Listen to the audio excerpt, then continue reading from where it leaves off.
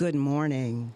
I am Dr. Pauline Jones Furman, and I am the Executive Director of the Center for Individual and Family Counseling located in Southfield, Michigan. I am delighted to present the conversation today entitled Inspiration for the Essential, Engaging Educator. I have created this podcast to focus on dedicating educators who have been weathering this pandemic storm for almost a year.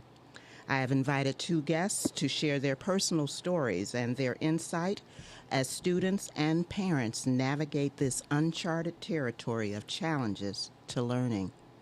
It is my desire that some listener will obtain some guidance while they may be enduring this new normal of virtual or a form of hybrid school experience. I am pleased to introduce Miss Erica Watson. Miss Watson, would you please tell us a little bit about yourself as an educator? Okay. I started out as a fifth grade teacher in a charter district in Highland Park. And I continued that position for about 3 years. But while I was in that position, I had three young men who were in my class who were identified as students with disabilities. And I never saw the resource teacher. So I knew that I had to do something because if they failed, it was a reflection on me. So I enrolled at Wayne State in the master's program for special education with the emphasis with learning disabilities. So I completed that program. I helped my kiddos. I remember them now to this day. I think of them often. How are they doing? How have they fared? So from that point, I moved on to another charter district where I did resource. And then from doing resource there for a year or two, I worked with the state ran school district as a special ed supervisor. And from there, I moved on to become a principal of an all boys residential facility for adjudicated males in the inner city of Detroit. From there, I moved on to become the special ed director at a charter district in Pontiac, who had about three schools. And then I moved on to become principal of a alternative for students 16 to age 22. And then from there, I moved to where I am currently in Oak Park as a special ed director in Oak Park School District. Phenomenal. As I'm listening to you share, as I'm hearing your experience with those three young men in your first position and how they impacted your future, they enhanced your education. You went on to get your master's, and that is a testimony to a teacher, a true teacher who has embraced what her students needed at that particular time. And then I'm hearing your stepping stones on up to a variety of other experiences. So I am delighted that you are present today, that we will have this opportunity to engage, and I'm looking forward to more sharing as we move along during this podcast. Thank Thank you. you for Thank having you. me. Thank you. I'm also pleased to introduce Dr. Deborah Hunter Harville. Dr. Harville Hunter, would you please share a little bit about your background as an educator? Oh, geez. Good morning to you. Good Thank you Good for morning. morning. the invitation. My. I walked into the room and I was hearing about a young lady. I know we must have come in contact with each other, but I'm so glad that we've met each other now. And I'm very impressed with everything that I heard. So I started a while ago as a special educator within the Detroit Public Schools. And I took the same route. Special needs children were near and dear to my heart, although I had been a general ed teacher at Friends School in Detroit. I really wanted to know what goes on. How can I help them to be successful? And so I continued the movement from a special ed teacher into the Detroit public schools and worked there a little while as a resource teacher. Worked as a self contained teacher, and then moved into the Oak Park School District, where I Wow. am a principal of Francis Scott Key Elementary, still standing kind of elementary school, work with beautiful people. And I ended up leaving the Oak Park School District to come back and work in the private sector for a while with Schools of the 21st Century. But eventually I ended up in Detroit Public Schools as a principal, and then was honored and humbled to be elected as the president of the National Alliance of Black School Educators. And from there, a superintendent in the Flint area, a superintendent in the Saginaw area, and back home to Detroit, where I'm now an elected official and proud of that for the Detroit Public Schools Community School District. My kids attended Detroit Public Schools school district. Well, back then it was Detroit Public Schools, so I'm happy about that. And I was listening to all the experiences that you have had, and I'm humbled to say that I've had several kinds of experiences like you. So we have to connect. Yes, Maybe ma'am. write a book or something like that. But back then they would say, "Oh, geez, she's moving all the time." But now you have to keep moving because so much is happening in our world. I'm happy to be on your show. If I left something out, I didn't do it on purpose. I don't. I just don't talk a lot about myself. Okay, but I'm humbled to be one of your guests. So thank Thank you. you. Thank you so much, Dr. Harville. I hear the linkage between your experiences, and I am excited about where we're going to go in this podcast today. Thank you so very much for sharing. Now, Dr. Harville, I would like for you to back up in time. Okay. And if you can go back to your early childhood experiences in school, would you please take us back to a memory that may have impacted you in such a way that you wanted to pursue a career in education? A early My childhood memory. pleasure. My pleasure to go back into a moment in time. So I'm trying to make sure I have everything centered correctly here. Um, I'm going to go back to the east side of Detroit, which is where I was born and reared by a community of folk that cared about all of the kids in the neighborhood. Okay. Mm. And that's how we used to do it. The person that was most impactful to me during that time, of course, was my mother, who was hardworking and she was a single parent. But beyond that, when she used to leave, send me to school, because she'd have to go to work and we'd leave out of the house and be a part of Barbara Junior High School. There was a wonderful teacher there who I ran into recently at the grocery store. Hmm. Her name was forever lodged in my memory. And I didn't get permission from her because I just heard that I was going to be here today. But anyway, it's Olivia Reese and Brenda Gatlin.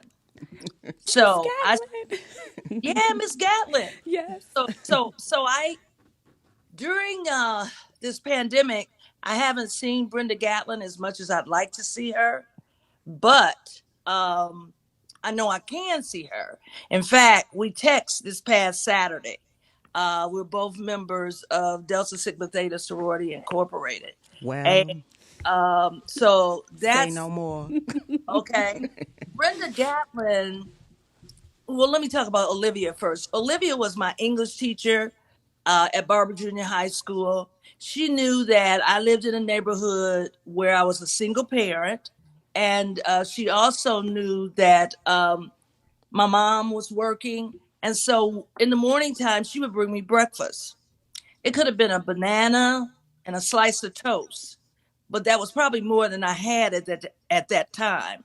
So we would start off having breakfast, and she would let me watch her blackboards, etc. That impacted me. I said right then, I want to be a teacher.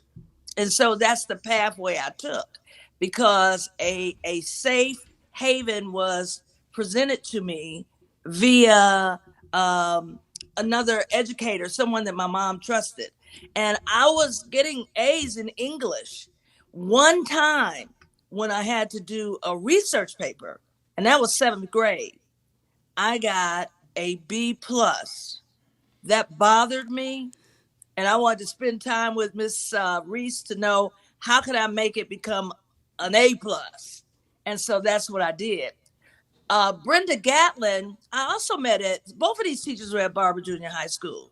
Now, there's a well kept secret about Barber Junior High School, and it is that everybody that went to Barber was successful. Okay. We left there and went to our high schools of choice, but you were going to be successful. And it was okay for a teacher to come to your house and tell your mother about something you needed, didn't do, or find out if they could buy you a uniform or outfit to wear to school. Because I had like maybe one skirt, okay, one dress. And so they would buy those things for me, make me feel confident, make me feel like I could be anybody I wanted to be.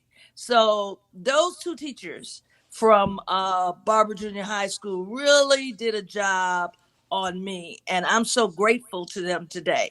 So I saw Miss Gatlin this weekend at a Founders Day gathering. I saw her name and we texted and all that kind of stuff, because I can't touch her, but I can send her a card and tell her I love her and tell her how much she made me. She sends me a message saying something like, "I'm so proud of you." But it's she that put it in me. Okay. And so when people wonder, where does Deborah get that tenacity from? Where does she get that energy from? It was a Brenda Gatlin that made certain that I did everything I was supposed to do. And that was physical health and mental well being too. You could not walk into her gym without doing some laps, walking around that track and keeping that shape intact. Made sense, makes sense to me now. Back then, why am I doing this? But it helped as I am today. I just finished my oatmeal, okay?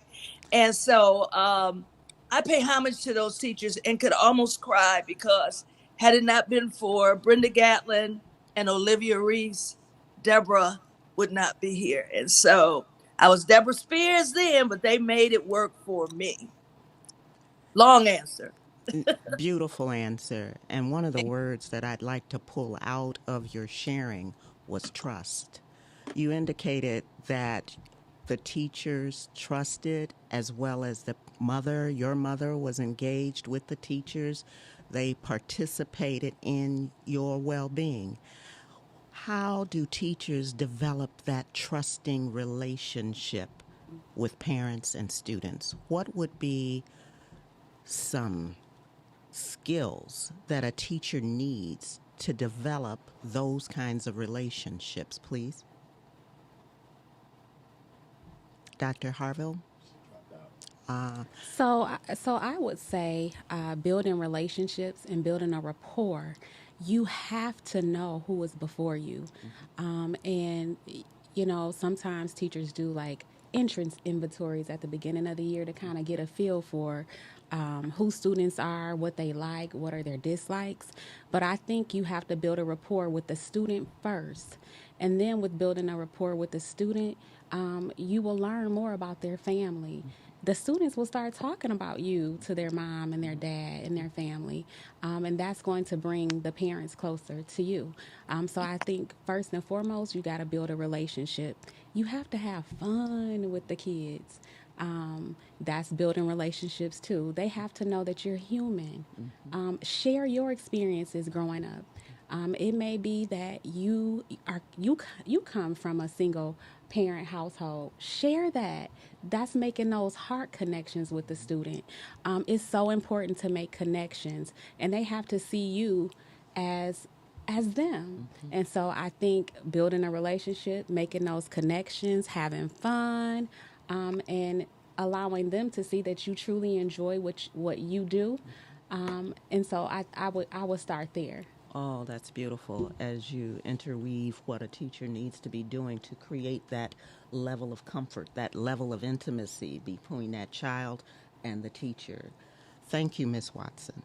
Now, Miss Watson, I remember someone saying people who remember their education remember their teacher, not the method, not the methods or techniques that they may have been taught. Is that true for you?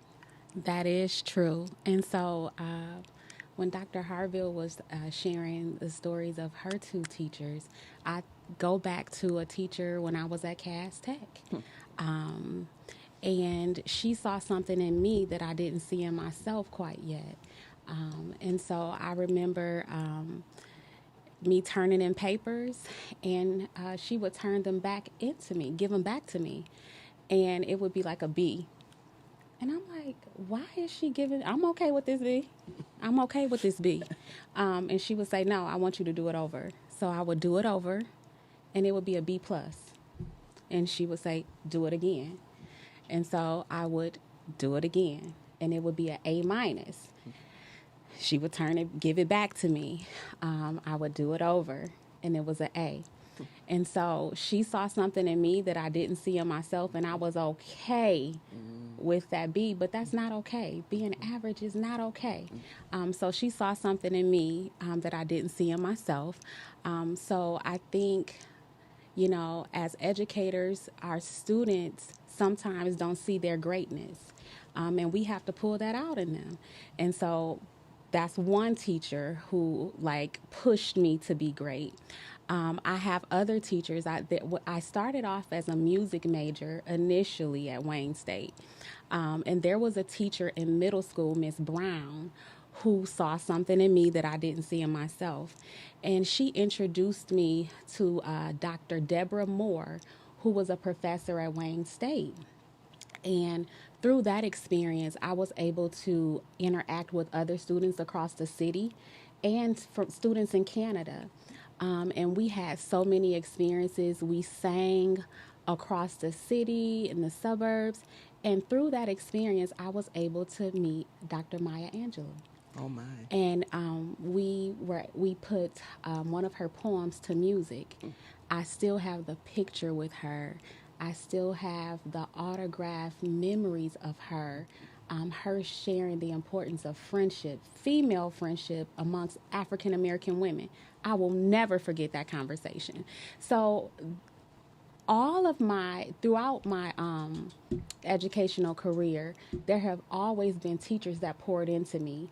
And I have many stories of teachers who poured into me and helped me to be who I am today. So, thank you. Believe it or not, my bachelor's degree is in music. I was certified to teach kindergarten through 12th grade. That was the degree that I got for my mother.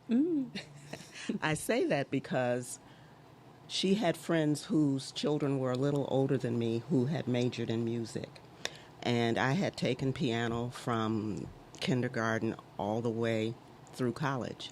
So she thought since her friends' daughters were educators and in the music department that would be a good field for me. I had to take 10 instruments to get out of the School of Music. It was a 5-year program, and I finished in 3.5 because I went to summer school every year. But then I had the wonderful experience of a hall director who asked me if I would basically be what they called it back then, a guinea pig for another student who was pursuing a master's in counseling. And so she said, you won't be my guinea pig, you'll be a guinea pig of another student in the class. And I agreed. And I had the opportunity to be in a counseling session where there was a two-way window where the professor and other students were on the other side of the glass, where I was with the student who was pursuing his master's in counseling. After 3 sessions with him, I made the decision that this is what I want to do. So that transition from kindergarten through 12th grade being certified to teach, to counseling, and then pushed me on to my doctorate in psychology. But we have that in common as well as we look at music as that foundation. We sure do. I am just ecstatic on how your career has been impacted by the teachers that you had at Cass Tech. Oftentimes, we have individuals that make a difference in our lives. When we think about that, it influenced your future. It influenced you for choosing this as a career. From my own experience again, I recall my first grade teacher really helping me out a lot because when I was 6 years old, my younger sister was born. And I was having a really tough time going to school because I thought that my mother would be spending way too much time with my sister. Miss Garrett indirectly helped me because she helped my mother. And my mother shared with her that I was struggling at home. I was really acting out. I was not being a good girl back then.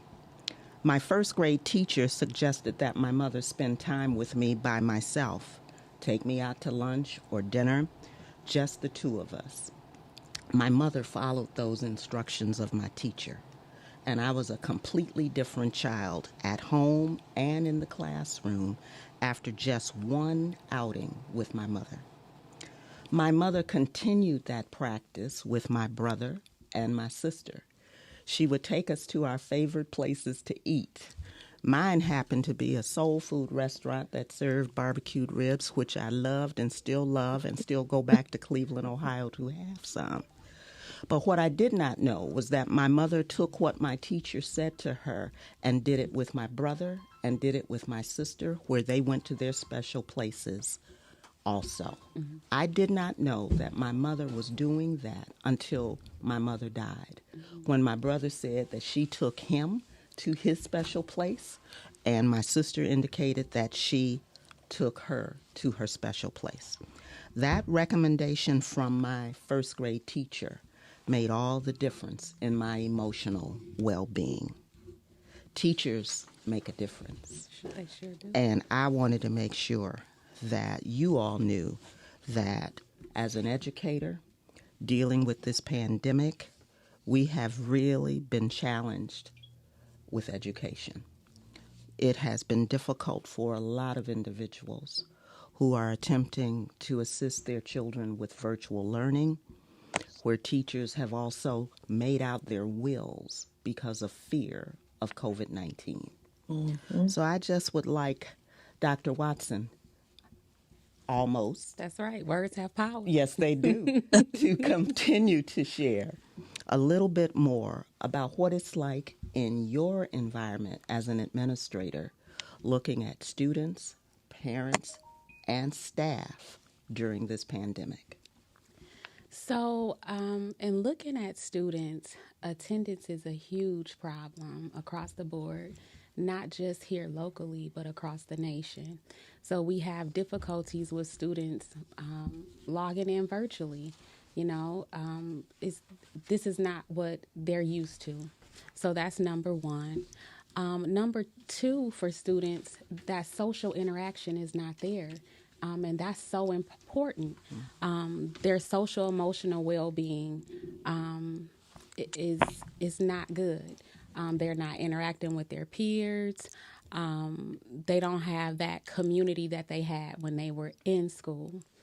With regards to the parents, it's a struggle all the way around the board.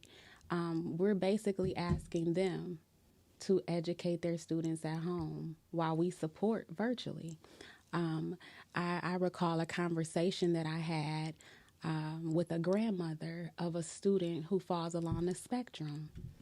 And this grandmother was in tears talking to me about how she doesn't know what to do and how her grandson is so frustrated. His schedule is now off, and we know that students with disabilities, they need to know what to expect from day to day. So this grandmother was asking me for some strategies to support her grandson. So we have the struggle with the parents. We have parents working from home trying to educate students. That's frustrating. when you have a boss that you answer to, and then you have a child, more than one, who needs your support academically, and trying to juggle that. I know firsthand because I'm a single parent, and at one point my daughter was home with me. And so, trying to juggle being there for my students, my staff members, and then being there for my own baby. So I understand, I empathize with how the parents feel. As an administrator, my motto this year and all of my staff meetings have been compassion over compliance. We have to be compassionate towards one another.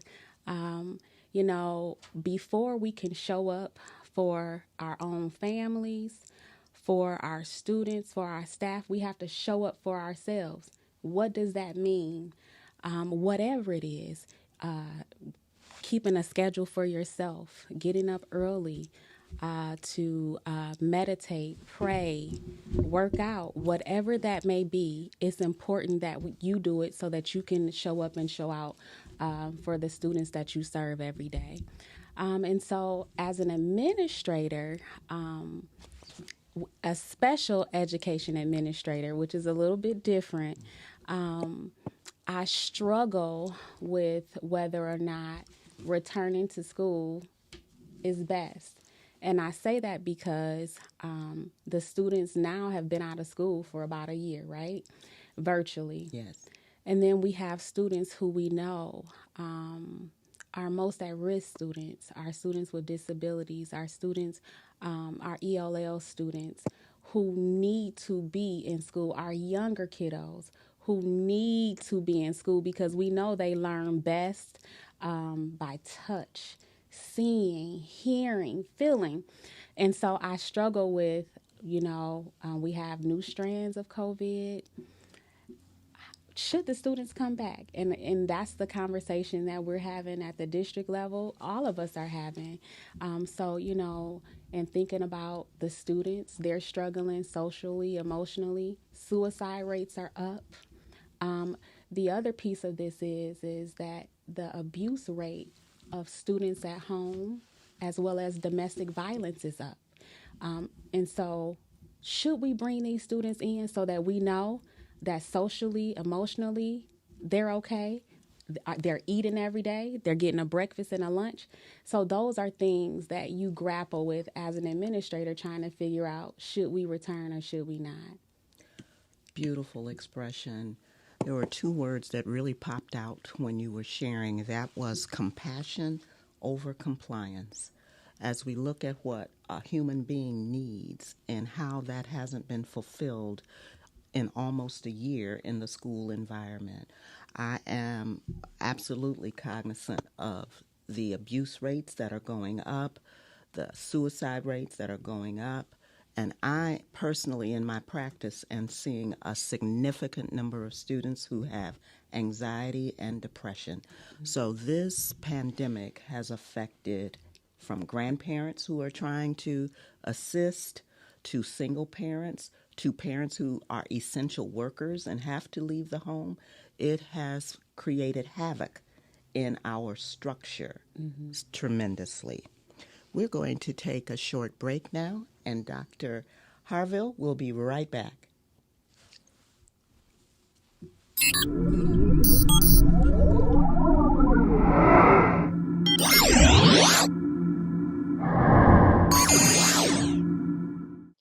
SF Hardy presents Dancing Monkeys in My Soup.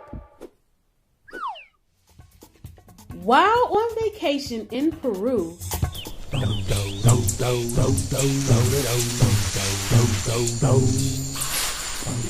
Jabbar discovers pygmy marmosets dancing in his dinner suit. There's something in it! Leaving the family alarmed and confused. They don't know how to get the monkeys out of the soup. Do you? SF Hardy, literacy advocate, author, and founder of Get Litty Family Reading Readiness Program, presents Dancing Monkeys in My Soup. Here at Felt Smart, we challenge the mind and awaken the senses through every fun felt experience. We're gonna make tiny broccoli cheese pizza. The Pizza Eco Wall provides a variety of games that teach math, memory, with a yummy cheesy twist. Toddlers love to play peekaboo while discovering the hidden treasures on the Lift-A-Flap Eco Wall. They will strengthen their memories, learn animal recognition, cause and effect, all while making cute animal sounds. A ballet dancer helps children talk about good touch and bad touch with comfortable, fun activities for everyone. Weather outside today, Layla. It's gloomy. The Weather Palace teaches children to observe the weather, drip, drop, and then decide what is the best way to dress for today. Be smart, feel smart, felt smart.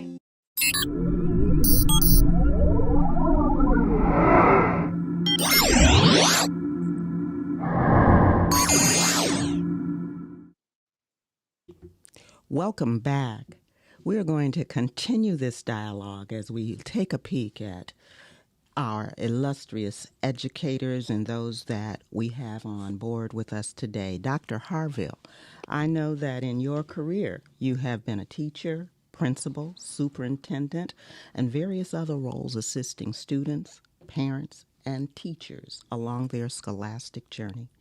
Would you please share how COVID-19 has impacted your life personally as well as professionally? Okay, that's a great question. COVID-19 has taken away several loved ones, some of my colleagues, some family. And so I'm extra precautious in everything I do. Before the pandemic, I was in and out of a lot of schools, and I would either volunteer to read or teach reading or talk with teachers about best practices. But it's different now. You have to do it virtually. You have to do it by Zoom. So podcasts, Zooming, whatever it takes, but we must get the word out that education is very important. And I'm sure I don't have to tell you about the conversation that's going on in Michigan this morning after State Superintendent Michael Rice has mentioned that perhaps we need to go back and look at the school year. And instead of having 180 days, maybe have even more than that. But one of the things that has happened to me as a result of is I seek practices, best practices from a lot of reading and current trends to help parents be able to educate their children. And so there are all kinds of things that you could do at home that cost little money. Okay. So I'm not going to make that an issue. Because I'm an educator, I have a very print rich home. So my children are adults now, but I have nieces that warrant my time. And so I do a lot of surfing the internet to look for written endeavors, things that I could share with kids. I want to start with, and I do a lot of, when I get a chance, ordering from Amazon. Okay. So I don't know if you'll be able to see this, but this is my role model. One of them. I got several. And so you got a good picture, and that's the name of this book is Michelle Obama, Quotes to Live By. And so I want to share this. And I just went into my office and just pulled some of these things out. Here's some quotes that come from that book. One is, one of the things that was a great fortune to me was that my parents understood the value of an education. We were so poor back then. And they fought for me. They sacrificed, they saved, and helped me to get through college. Another quote is, the one thing people can't take away from you is your education. And it's worth the investment. So the reason I start with this is because if you go to the Detroit Public Library, and we have one or two that are open. Okay, and that's not to mention Southfield probably has their hours now, Redford, just around in the community. So if parents are looking for something to do, to go to the library and make sure your child has a library card, just a library card, will invoke the importance of reading, quiet time for yourself, and then a time to write. Okay. So what I wanted to, I think I answered the question, but I have lots of things that excite me for kids that really don't cost that much, but I just happen to have purchased some of them. Okay. So this is my new friend that I talked with my niece about. His name's Joe Biden, and he's the president, and I'm happy about it. Okay. Join us. Join us. Yeah. And Kamala Harris, she's the vice president. So in my personal library, I purchase things like this for when I'm talking to kids online or when I'm doing something with students at church or what have you. So these are just basic best practices that I have to stimulate conversation. Everybody knows their story. To my child that I'm speaking to that day, what do you know about them? And I might try, and you'll be familiar with this, a KWL, Yes, ma'am. because I'm a reading teacher. A K is when you know something, but you want to know something more about it. Mm-hmm. And so the KWL is what you know, what you want to know, Yep. and then what you learn. Learn. That's right. Now that's real easy. I don't have to buy that. Although I have chart paper, you know, and I might put KWL. Here's what I know about Joe Biden, okay? Here's what I want to know. And after we've talked in a discussion for 30 minutes, here's what I learned. So where do you go to get that information about Joe Biden? If you have a laptop, you go to the web, or if you have a tablet from your school district, Oak Park or Detroit Public Schools Community School District, you just put it in the browser and get your own data. Okay? Data, data, data. Data is something I store so that I can really learn. Now that's free Free. because I know in Detroit, our superintendent was able to get laptops for every kid. That's 50,000. I know Oak Park superintendent has some partnerships where that happened. And I know when you're working with special needs populations, you can get it for them as well. So that's free. So that's a best practice. Okay? Um I like I said, I have lots of books. Here's this one here is cool too. Um the boys book, How to Become Best at Everything You Do. That's the boys book. And I have one more that I'll share, and this one I got from the Charles H. Wright Museum of African American History.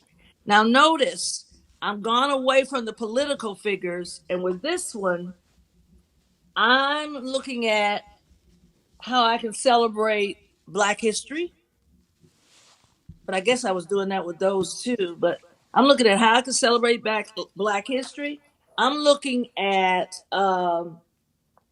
some recipes in this book that will help me. Like here's one for flatbread, and kids want to know what that's all about. Okay, so I'm looking at measurements. That's math. I'm looking at when I'm walking to the grocery store, the kinds of things that I need to purchase. Okay, how many pounds of pecans or walnuts will I purchase? Or if I purchase a whole bag, how much will I use? That's mathematics. Okay. And so those are free best practices that are either at the library if you wanted to go and purchase, get a book like this on recipes, or if you went to the Charles H. Wright Museum for African American History, particularly this month, they have so many activities for students, but you got to wear your mask. That's bringing in the science, okay? And you might not have your tablet with you when you get to the Charles H. Wright, but you might have a mini pad where you can write down notes. I saw 20 things that dealt with measurement at the Charles H. Wright. I saw 15 pictures, 2 sculptures, things of that nature to increase vocabulary, to teach children about measurement, et cetera, et cetera. So I don't want to get away too far from the question, but I also wanted to bring in best practices. And if we have time for more, I'll give you some more free best practices that you can use as a reading teacher. And so I don't want to hear parents say, but I'm not a teacher. But you are now, because parents were always the first teacher. That's right. Yes. Okay. And so, in order to increase achievement, or to do as Dr. Michael Rice is saying, make sure that our kids get more so that they won't be so far behind, you have to be a teacher for real now. Okay? So let's say you work for 8 hours. Then whoever's watching your kids needs to have some best practices that are free to use. If that's an older sibling, they could benefit from reading, taking notes, writing down words that have taste within them from the cookbook. Um, oh gosh, there's so much. It's all free. I just don't want people to think that they don't have any options, because you really do. And when you're looking at this one and you talk about quotes, now you're explaining to kids how they can come up with quotes, things that are meaningful that people want to hear 10 years later. Knowing that education was a big piece in my family.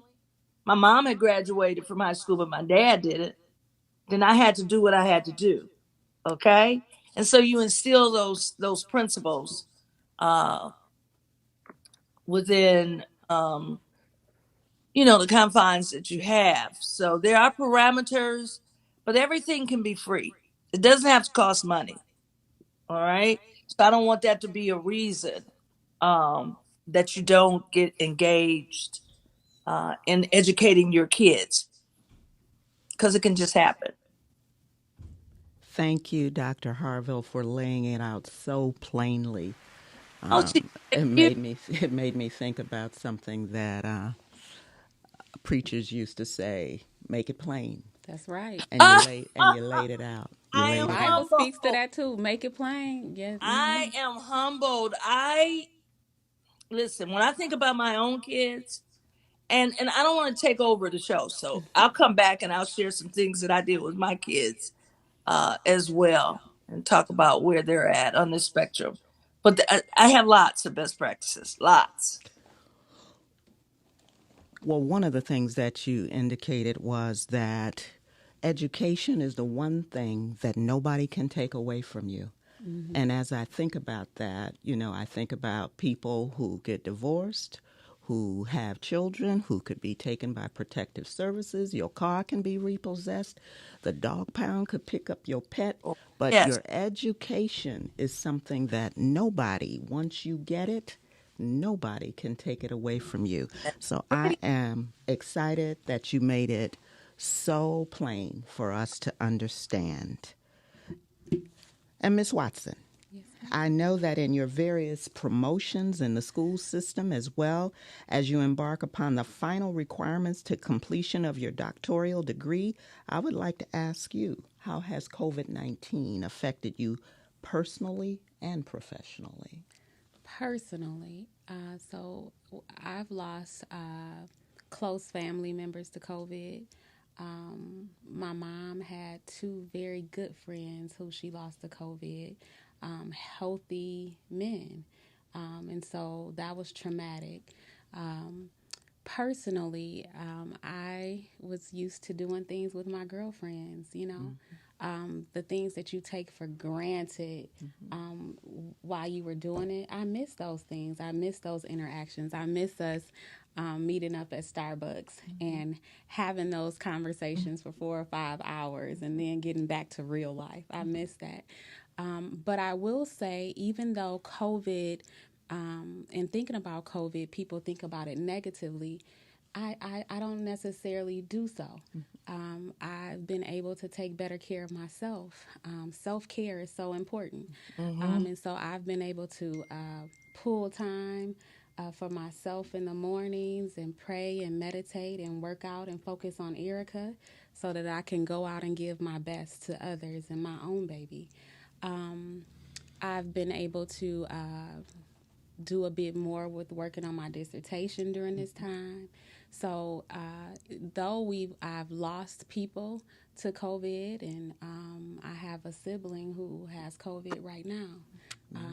So there has been some not so good stories and memories with COVID, and then the other is I have some things that took a positive toll on my life. Professionally, it has been a struggle professionally.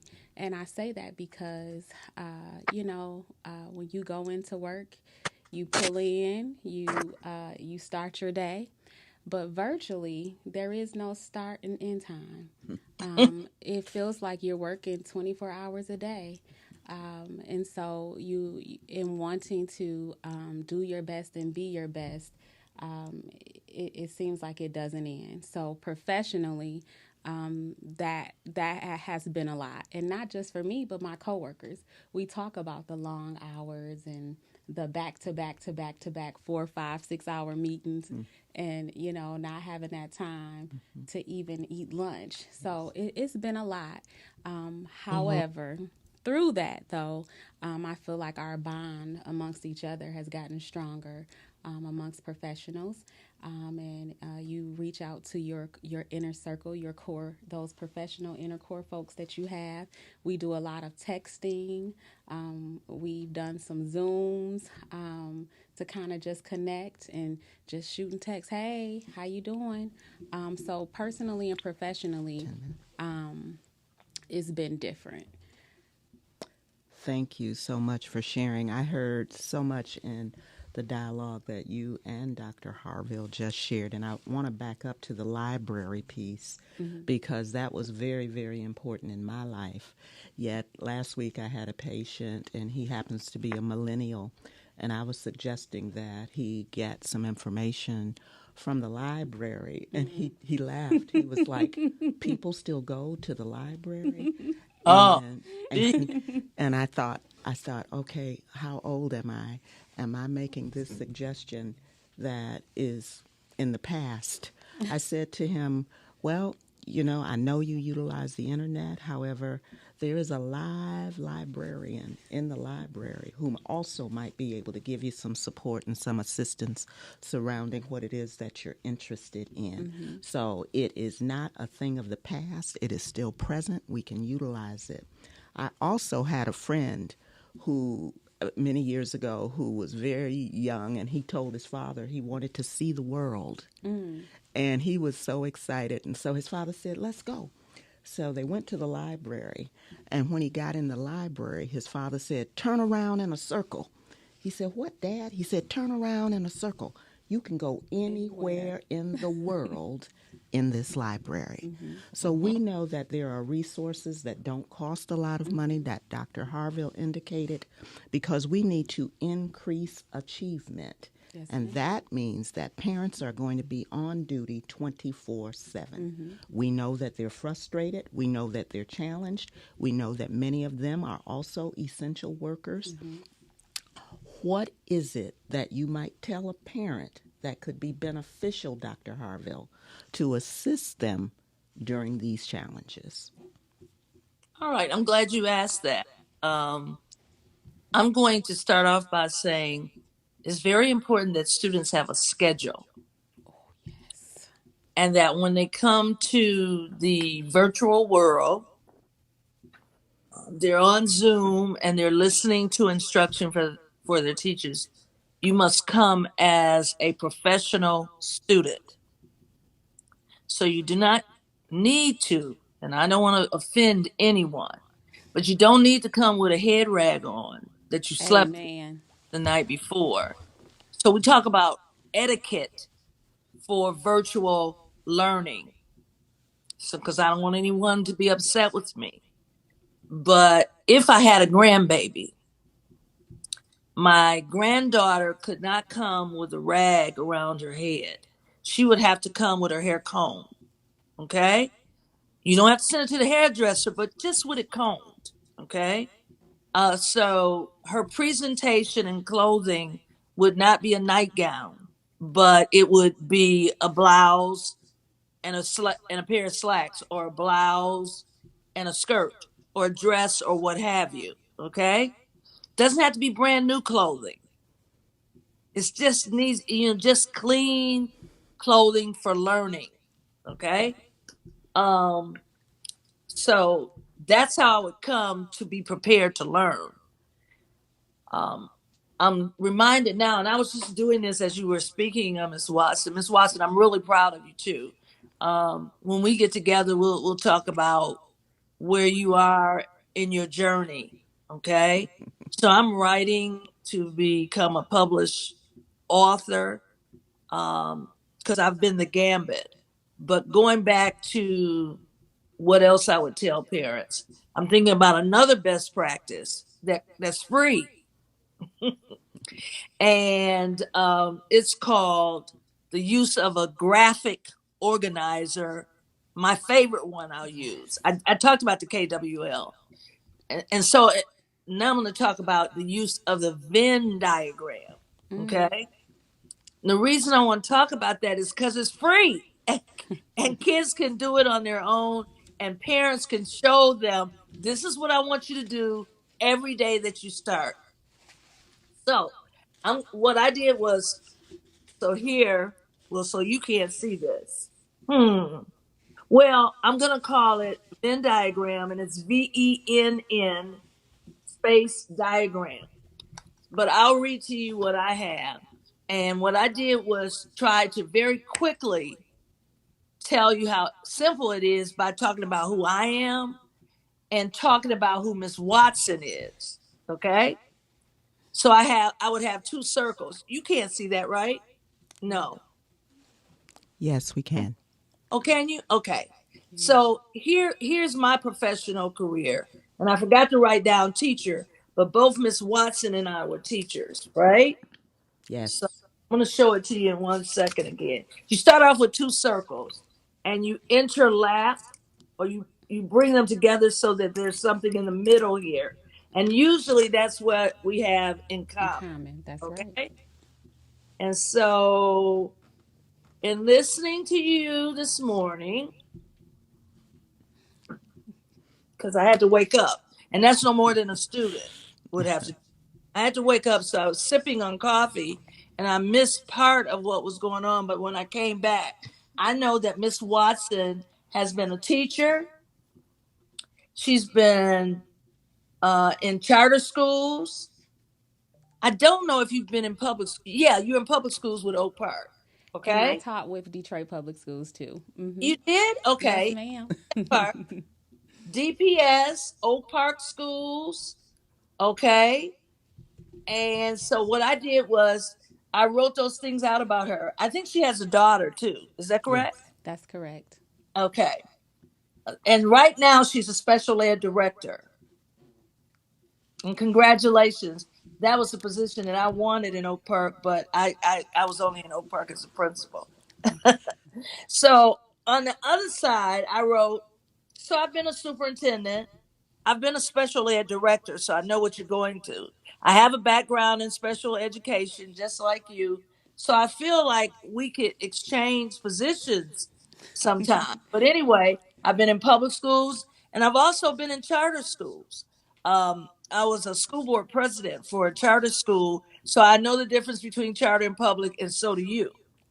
Dr. Harville, Yes. you have enriched us greatly with your sharing, and we've got about 30 seconds Okay. remaining. And Miss Watson, on to be Dr. Watson, you also have created an environment for teachers who I hope may have had the opportunity, or administrators having the opportunity, to hear us this morning, as well as parents, that you all are phenomenal essential workers. And I would like to thank both of you and would encourage you to continue to press forward and educate people in whatever capacity you currently achieve. Thank you for this opportunity. I'm Dr. Pauline Jones Furman, and I am the Executive Director of the Center for Individual and Family Counseling. And check in with me next week because I will be doing nurses as essential workers. Thank you so much. Thank you.